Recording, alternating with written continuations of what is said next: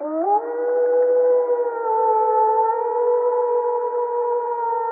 पहले साधु बालूनाथ अपनी ही तंत्र की माया का शिकार होकर अंधेरी गुफा में एक चट्टान के तले दबा हुआ दर्द से करहा रहा था। रत्नावती, अगर तू मेरी नहीं हो सकी तो किसी और की भी नहीं हो पाएगी। इस राज्य ने मुझसे मेरा सब कुछ छीन लिया है और जाते जाते मैं भी भानगढ़ का सब कुछ छीन लूंगा। भानगढ़ और उसके लोगों को मेरा श्राप है। भानगढ़ उजड़ जाएगा और दोबारा कभी नहीं बस पाएगा और इस राज्य की सभी औरतें इसी क्षण बात हो जाएगी।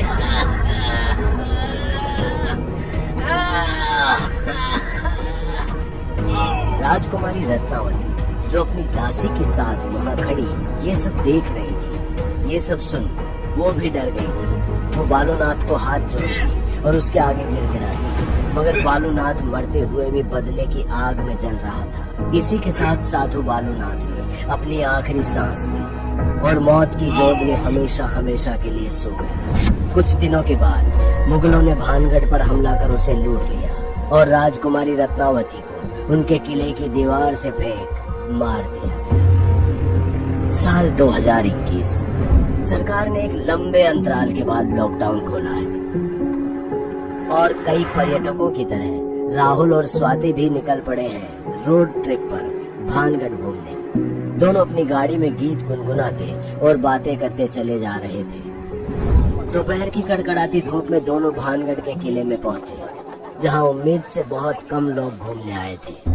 जब शाम होते ही सब किले के बाहर जाने लगे, तब राहुल स्वाति का हाथ पकड़कर उसे रोक लेता है। राहुल, हमें चलना चाहिए। हम कहीं नहीं जा रहे हैं। ये तुम क्या कर रहे हो राहुल? क्या तुम नहीं जानते यहाँ सूर्यास्त के बाद रुकना खतरे से खाली नहीं है? अरे सब अफवाह है, लोगों को डराने के लिए। मैंने गार्ड को पैसे दे दिए ताकि हम यहाँ रात गुजार सके। किले की ऊपरी मीनार में रत्नावती का कमरा है, आज रात हम वहीं रुकेंगे। सूरज ढलते ही दोनों रत्नावती के कमरे में आ गए थे, पर जैसे ही स्वाति ने दीवार पर टंगी रत्नावती की पेंटिंग को देखा तो एकटक बस उसे निहारती ही रही। पर जैसे ही रत्नावती की पेंटिंग ने अपनी पलकें झपकाई तो स्वाति एकदम डर से चीखने लगी। राहुल, राहुल, उस फोटो ने हाथ झपकी। मुझे बहुत डर लग रहा है। प्लीज चलो यहाँ से जल्दी। स्वाति, स्वाति, शांत, एकदम शांत हो जाओ। हमारे अलावा यहाँ कोई नहीं है। यहाँ के किस्से और कहानियाँ सुनकर अक्सर ऐसे वहम हो जाते हैं। पर राहुल, मैंने सच में किसी को यहाँ देखा था। स्वाति, मेरी आंखों में देखो और मुझ पर भरोसा रखो। मेरे रहते तुम्हें कोई छू भी नहीं सकता। देखो, अब अगर ये भूत वूत की बातें हो गई हो तो जरा पास आ जाए, वरना रात बुरा मान जाएगी। राहुल के इस रोमांटिक अंदाज को देखकर स्वाति ने अपना ओवरकोट उतारा, एक कुर्सी पर रख दिया और राहुल के पास बिस्तर पर जाकर उसे चूमने लगी। दोनों आपस में एक दूसरे से सांप की तरह लिपट ही रहे होते हैं। तभी राहुल चुपके से स्वाति के एक हाथ में हथकड़ी लगा उसे बिस्तर की ग्रिल से बांध देता है। राहुल, मुझे तुम्हारे इरादे नेक नहीं लग रहे हैं। करना क्या चाहते हो? राहुल कमरे में लगे रत्नावती की पेंटिंग को प्यार से देखते हुए बोला। बिल्कुल सही कहा। अब तुम्हारी बलि देकर रत्नावती को इस दुनिया में वापस लाना कोई नेक ख्याल तो नहीं हो सकता ना? राहुल की विचित्र हंसी सुनकर स्वाति जरा असहज हो गई थी और वो हकलाते हुए बोली, मुझे ये मजाक बिल्कुल अच्छा नहीं लग रहा है। प्लीज मेरे हाथ खोलो। मगर राहुल पर तो मानो जैसे कोई भूत सवार हो। वो स्वाति को अनसुना कर रत्नावती की पेंटिंग को देख एक मंत्र तेज तेज दोहराने लगा। इससे कुछ देर बाद ही जमीन से एक यक्षिणी राहुल के सामने आ गई। यक्षिणी का भयानक रूप देख स्वाति ने डरते हुए पूछा, राहुल, ये कौन है? तुम्हारी इसी आदत के कारण तुम्हारी बलि चढ़ानी पड़ रही है। हमेशा सवाल पे सवाल करती रहती है। क्यों बुलाया है मुझे? हे यक्षिणी, मेरी एक कामना है और उसे पूर्ण करने के लिए मैं कुछ भी कर सकता हूँ। क्या चाहिए तुझे? मैं इस पेंटिंग में जो राजकुमारी है उसे असल जिंदगी में वापस जीवित चाहता हूँ। यक्षिणी का नियम जानता है ना? कामना के बदले आत्मा दे पाएगा? जरूर दे पाऊंगा। ये मेरी गर्लफ्रेंड स्वाति जो मुझे जान से भी ज्यादा प्यार करती है, ये मेरे लिए अपनी जान देने को तैयार है। क्यों स्वाति, अपने प्यार के लिए अपनी जान दे दोगी ना? राहुल के इतना कहते ही स्वाति अपने हाथ में लगी हथकड़ी को जोर जोर से खींचते हुए कहने लगी, प्लीज मुझे जिंदा छोड़ दो, मैं मरना नहीं चाहती। मैंने किसी का कुछ नहीं बिगाड़ा, प्लीज।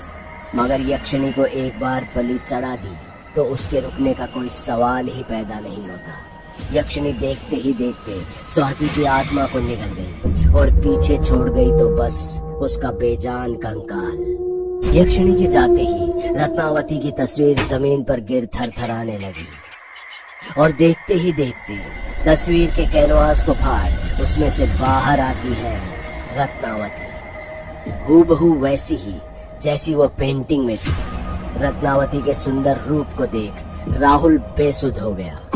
रत्नावती भी राहुल को सिर से पांव तक देख हैरान थी और चारों ओर देखने के बाद आखिर उसने राहुल से पूछ ही लिया, कौन हो तुम? हमारी दासियाँ कहाँ है? और ये हमारा कमरा इस हाल में कैसे? जी मेरा नाम राहुल है। राजकुमारी जी, आप मुझे नहीं जानती पर मैं आपके बारे में सब कुछ जानता हूँ। ये साल 2021 है, आपके समय से 350 साल बाद। कॉलेज में जब से आपके बारे में पढ़ा और सुना था तब से आपको देखने की इच्छा थी। अब आप सामने खड़ी है तो यकीन ही नहीं हो पा रहा। यकीन तो हमें भी नहीं हो रहा कि समय की धारा के पार हम वापस कैसे जीवित हो गए। राजकुमारी रत्नावती, मैं आपसे बहुत प्यार करता हूँ, क्या आप मुझे स्वीकार करती हैं? राजकुमारी बिना कोई शब्द कहे अपना हाथ राहुल के सीने से होते हुए उसकी गर्दन पर ले गई और उसे प्यार से गले लगा लिया। कुछ देर बाद रानी रत्नावती और राहुल कमरे के बाहर बैठे बातें कर रहे थे। इतने सालों में क्या क्या बदल चुका है बाहरी दुनिया में। क्या आज भी औरतें और लड़कियां घूंघट ओढ़कर नदी से पानी लेने जाती हैं? क्या आज भी राजकुमारियां पालकी में सफर करती हैं? और मुगलों को क्या हमने हरा दिया? अरे राजकुमारी जी, जमाना बहुत आगे बढ़ चुका है। पानी अब नल से आता है और एक जगह से दूसरी जगह जाने के लिए कार, बाइक और प्लेन से आना जाना होता है। और तो और कबूतर की जगह लोग अब फोन का इस्तेमाल करते हैं। और मुगलों को तो अंग्रेजों ने हराया और फिर हमने लड़कर अंग्रेजों से आजादी पाई। वैसे राजकुमारी, आपके हाथ इतने कठोर और झुर्रियों से भरे हुए क्यों हैं? वो दरअसल हमें एक चर्म रोग है। सुनो राहुल, हम एक बात जानने को आते हैं। अगर आपको कोई आपत्ति ना हो तो क्या आप हमें बता सकते हैं? हाँ हाँ बिल्कुल, पूछिए ना। हमें वापस कैसे लाए तुम? हमारा मतलब तुम्हारे लिए मुश्किल रहा होगा ना? हाँ, थोड़ा मुश्किल था पर राजकुमारी जी, आपके लिए तो पहले तो कुछ ग्रंथ और काले जादू की किताबें पढ़ी और फिर आखिरकार एक ऐसा मंत्र मिला जिससे कामना पूर्ण करने वाली यक्षिणी को बुलाया जा सकता है। हमारी भी एक कामना है, क्या हमारे लिए उस यक्षिणी को बुला सकते हो?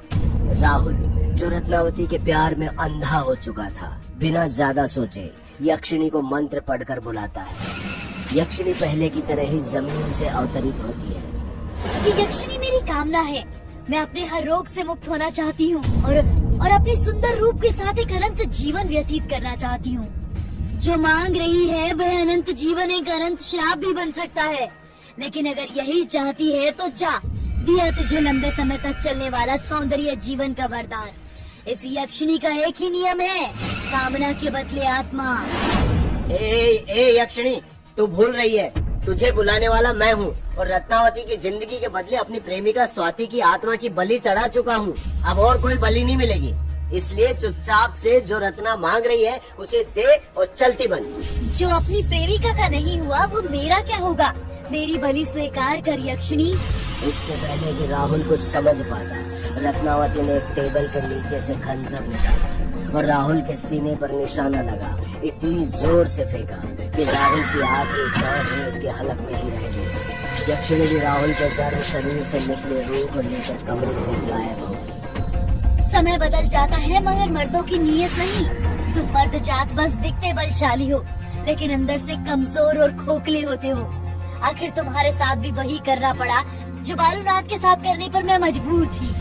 350 साल पहले भानगढ़ के राजा की इकलौती बेटी राजकुमारी रत्नावती बेहद सुंदर और मनमोहक थी, लेकिन फिर भी एक चीज जो आम जनता की नजरों से छुपी हुई थी, और वो था उनका चर्म रोग। राजकुमारी थी तो 23 वर्ष की, लेकिन उसके हाथ छूने पर पत्थर से कठोर और पास से देखने पर झुर्रियां दिखती थी। ये विचित्र चर्म रोग जो बाएं हाथ से शुरू हुआ था और अब उसके दोनों हाथों पर फैल चुका था, और इसके पूरे शरीर पर बढ़ने के आसार भी थे। अगर राजकुमारी को कोई इससे मुक्ति दिला सकता था तो वो था साधु बालूनाथ, जो भानगढ़ से कुछ दूर एक पहाड़ी गुफा में तप किया करता था। राजकुमारी जब अपनी दासी के साथ बालूनाथ की गुफा में पहुंचती है तो दोनों बालूनाथ को देखकर डर जाते हैं। फिर भी हिम्मत कर राजकुमारी ने उसको सब कुछ बता दिया, लेकिन बालूनाथ ने राजकुमारी की एक नहीं सुनी। वो तो बस राजकुमारी की खूबसूरती को ही निहारता रहा, जिससे राजकुमारी को बालूनाथ की नीयत ठीक नहीं लग रही थी। इसी कारण राजकुमारी ने अपने गुप्तचर उसकी गुफा के आसपास छोड़ दिए, और 2 दिन बाद गुप्तचर ने बालूनाथ को एक इत्र की शीशी को देख कहते सुना, ये इत्र न सिर्फ रत्नावती की बीमारी का इलाज करेगा, परंतु उसे मेरा गुलाम भी बना देगा। वो मेरी दीवानी हो जाएगी, मेरे अलावा उसे कोई हासिल नहीं कर सकता। राजकुमारी के कानों में जब ये बात गई तो वो अगले ही दिन अपनी दासी के साथ गुफा में आ गई। बालूनाथ ने भी अपने मन मुताबिक राजकुमारी को इत्र की शीशी थमाते हुए कहा, लीजिए राजकुमारी जी, इस इत्र को अपनी दोनों कलाइयों पर लगाइए और इसकी महक लेने के बाद देखिए क्या कमाल होता है।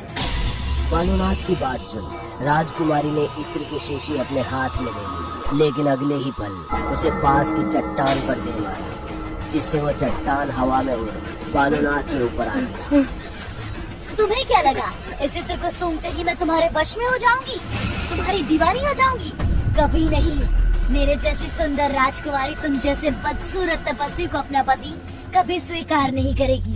रत्नावती, अगर तुम मेरी नहीं हो सकी तो किसी और की भी नहीं हो पाओगी। इस राज्य ने मुझसे मेरा सब कुछ छीन लिया है, और जाते जाते मैं भी भानगढ़ का सब कुछ छीन लूंगा। भानगढ़ और उसके लोगों को मेरा श्राप है। भानगढ़ उजड़ जाएगा और फिर दोबारा कभी नहीं बस पाएगा, और इस राज्य की सभी औरतें इसी क्षण बांझ बन जाएगी। इसी क्षण से। इसी के साथ बालूनाथ ने अपनी आखिरी सांस ली और उसके मरते ही पूरी गुफा कांपने लगी। राजकुमारी तो किसी तरह उस गुफा से निकल आई, पर उसकी दासी एक चट्टान के नीचे गुफा के अंदर ही दबकर मर गई, और महज कुछ ही दिनों में बालूनाथ का कहा सच हो गया। मुगलों ने भानगढ़ पर हमला कर उसे लूट लिया, और राजकुमारी रत्नावती को उनके किले की दीवार से फेंक मार दिया गया। वो दिन है और आज का दिन है। बालूनाथ के श्राप ने आज तक भानगढ़ को एक बंजर सभ्यता बनाए रखा।